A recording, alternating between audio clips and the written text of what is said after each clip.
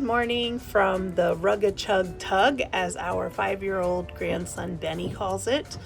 Thank you, Benny, for watching all of our videos. Nana and Pap love you so much.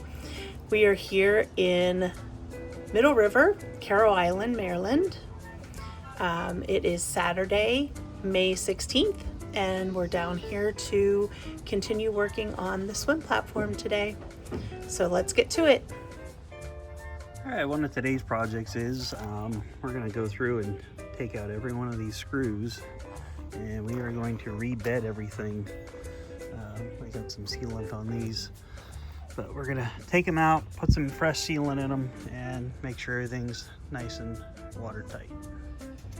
While Greg is working on his swim platform, I am sitting here waiting to see if what we thought was our water leak is the water leak. I put some red food coloring into the front tank along with some water, and now I'm just sitting here, that's my flashlight, waiting to see if water comes down through here. There's a little down there where the actual bilge pump is, but it just is residual that came out of the hose.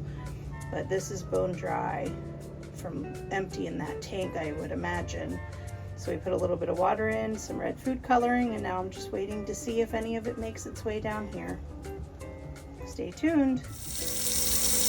Anybody wants some Kool-Aid? That's not antifreeze. We put red food coloring in the front water tank thinking we had a leak, but we don't. I don't know why the bilge kept filling up, but I've checked every line, I've checked every faucet, every drain, and the bilge is still dry, so we're going to empty it. Bama is supervising Greg's work on the swim platform. That's his job. Bosun Bama. Bosa? Geez, I can't talk. Bosun Bama, the supervisor. Okay, so it's time for me to start putting the new vinyl wall covering on the guest cabin walls that I had torn off because it was all gross. So this might be fun, something I've never done before. Tearing it off was easy. I don't know if putting it back up is going to be as easy or a challenge for me, but we'll see. I'm going to start with that little bulkhead kind of as a practice, so I'm not wasting an entire sheet, you know, that goes all the way down that way or across that wall. So I'm going to do that little bulkhead right there right now and see how it goes. Okay, I measured and cut my first piece. This is the material we'll be using. It's a vinyl. We picked one with a texture versus the smooth that we used to have, and then it has the foam backing already on it, so we don't have to do 3 separate steps. So it's for this bulkhead. It doesn't look right. It looks way too, let me put it down. It looks way too small, but I followed my little measurements, so we'll see.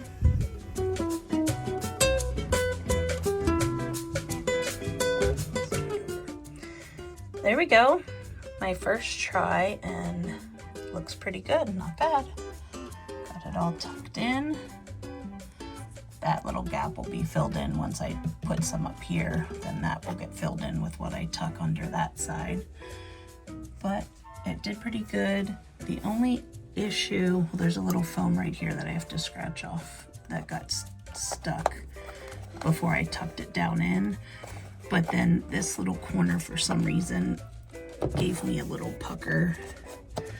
But that's okay because I'm going to be bringing material from here and I'll just hide it with that.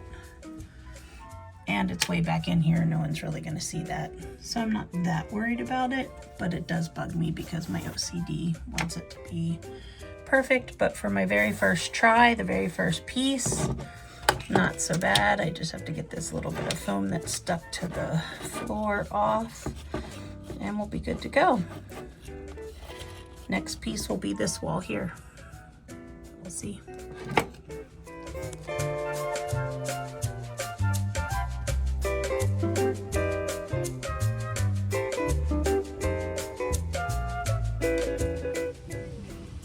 there's patch number 1. This is the anode mounting point where those 4 holes were at. First time messing with fiberglass since high school. Let's get on to the next one. Greg's doing his fiberglass thing. Looking pretty good.